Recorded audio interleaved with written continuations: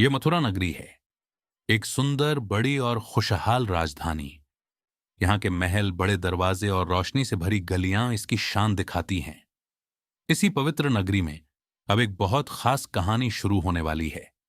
आज मथुरा में बहुत खुशी का दिन था।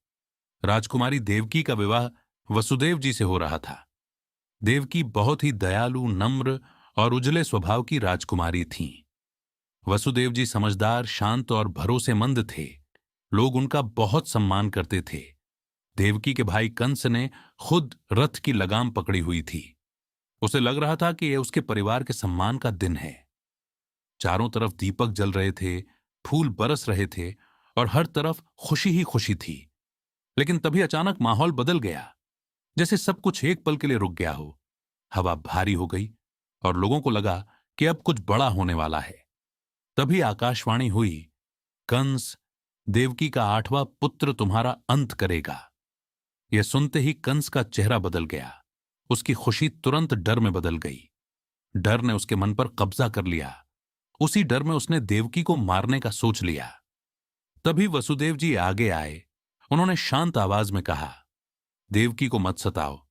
जो संतान होगी मैं तुम्हें दे दूंगा। कंस उस समय तो रुक गया, लेकिन उसका डर खत्म नहीं हुआ। उसी दिन से उसका मन और कठोर होता गया।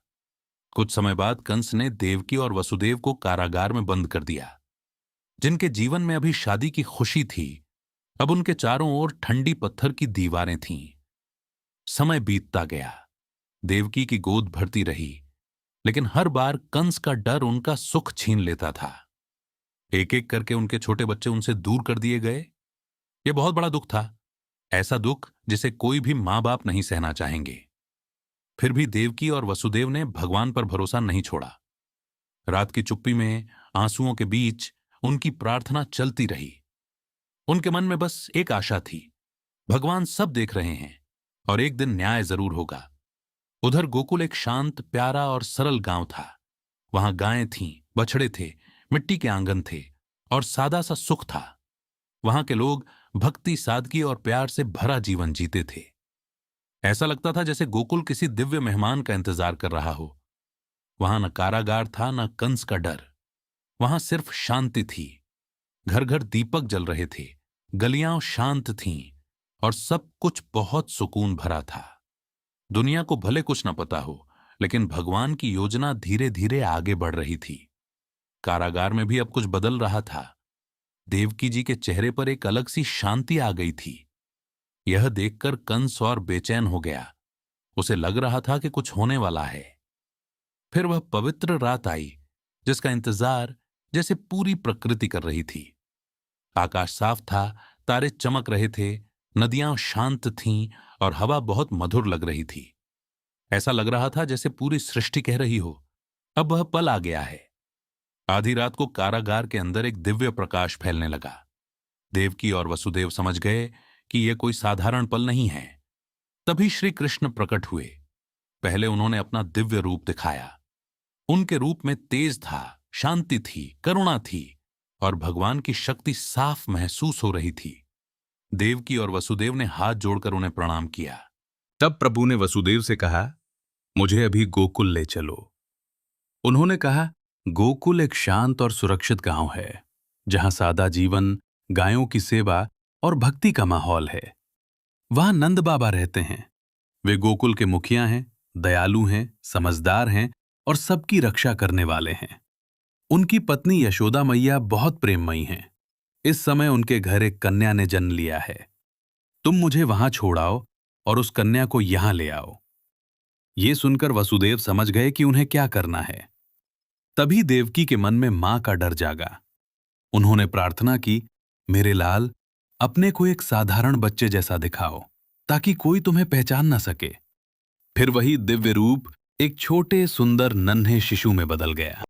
अब वह बस एक प्यारा सा सोता हुआ बच्चा था, लेकिन उसकी मौजूदगी से पूरा कारागार पवित्र हो गया। फिर एक के बाद एक चमत्कार होने लगे। पहरेदार गहरी नींद में सो गए। कारागार का भारी दरवाजा अपने आप खुल गया। वसुदेव जी ने बहुत प्यार और सावधानी से नन्हे कृष्ण को टोकरी में रखा। बाहर रात गहरी थी, हल्की बारिश हो रही थी। लेकिन वसुदेव के कदमों में अब डर नहीं, सेवा थी। आगे यमुना जी थीं और बारिश की वजह से जल बहुत बढ़ गया था। कोई भी सामान्य इंसान वहां रुक जाता, लेकिन उस रात सब कुछ अलग था। जैसे ही वसुदेव आगे बढ़े, यमुना का पानी शांत होने लगा। फिर नदी ने उन्हें रास्ता दे दिया। वसुदेव बहुत संभल कर उस रास्ते पर चलते गए। जब वे आगे बढ़े तो शेषनाग भी उनकी रक्षा के लिए प्रकट हुए। उन्होंने अपने फनों से ऐसा छाता बना दिया कि बारिश की एक बूंद भी नन्हे कृष्ण को छू न सके। उनके हाथों में बालक कृष्ण थे, ऊपर शेषनाग का छाता था और चारों ओर दिव्य शांति थी।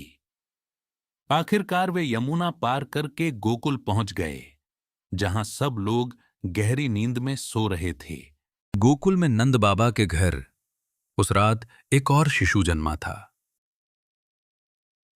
यशोदा मैया प्रसव के बाद गहरी नींद में थीं। उन्हें कुछ भी पता नहीं था। वसुदेव जी धीरे से घर के अंदर गए। वहां सब कुछ योग माया की शक्ति से शांत था। उन्होंने नन्हे कृष्ण को यशोदा मैया के पास सुला दिया, फिर वहां की कन्या को उठाया और वापस मथुरा लौट चले। यमुना का रास्ता फिर खुला रहा और वसुदेव उसी तरह कारागार में वापस आ गए। दरवाजे फिर बंद हो गए और बाहर से सब कुछ वैसा ही दिखने लगा जैसे कुछ हुआ ही ना हो। लेकिन अब सच्चाई बदल चुकी थी। कृष्ण सुरक्षित गोकुल पहुंच चुके थे। कुछ ही देर बाद उस कन्या के रोने की आवाज सुनकर पहरेदार जाग गए। ये खबर तुरंत कंस तक पहुंची और वो डर से भरा कारागार में दौड़ा आया। देवकी ने बहुत विनती की, ये तो एक कन्या है, इसे मत सताओ। लेकिन वो कन्या साधारण नहीं थी। अचानक पूरे कारागार में तेज प्रकाश फैल गया। वो आकाश में देवी योग माया के रूप में प्रकट हुईं और बोलीं, जिससे तू डरता है वो जन्म ले चुका है और सुरक्षित है।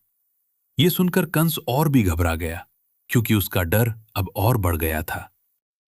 उधर गोकुल में सुबह होने लगी। हल्की धूप फैल रही थी। पक्षी चहक रहे थे और गांव धीरे धीरे जाग रहा था। यशोदा मैया ने आंखें खोलीं और अपने पास एक सुंदर नन्हे बालक को देखा। उनका दिल प्यार और खुशी से भर गया। उन्हें बस इतना लगा, मेरा लाल आ गया। नंद बाबा के प्यार भरे घर में नन्हे कृष्ण शांति से सो रहे थे और यहीं से उनकी अद्भुत लीला की शुरुआत हुई।